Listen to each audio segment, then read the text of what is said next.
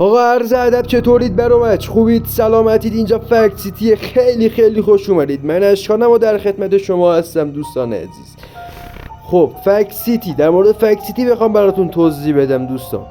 بزن بریم.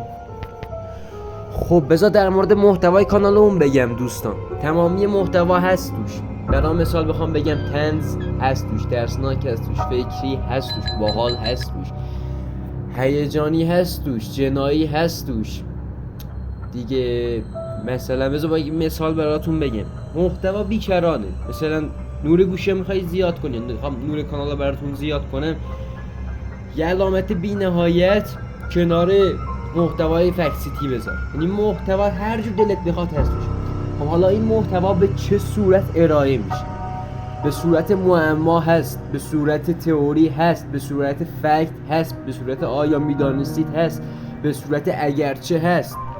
خب معمولا اونایی که تا به حال ازشون حتی خبرم ندارید میگیم بهتون. گفتیم که ویدیوها به دو دسته تقسیم میشه: ویدیوهای کوتاه یا به اصطلاح شورت، ویدیوهای بلند یا به اصطلاح لانگ.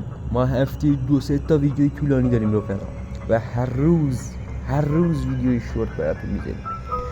درباره سبک کانالم براتون بگم، یه ترکیبی از مدگل تقریبا و سید والکوور هستش. ما قراره خانواده این واقعی بشیم.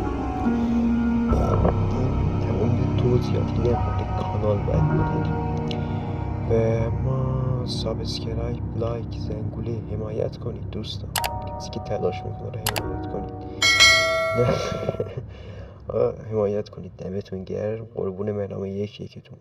بتونم درد نیارم بچه. خیلی مخلصیم. خدا نگهدار.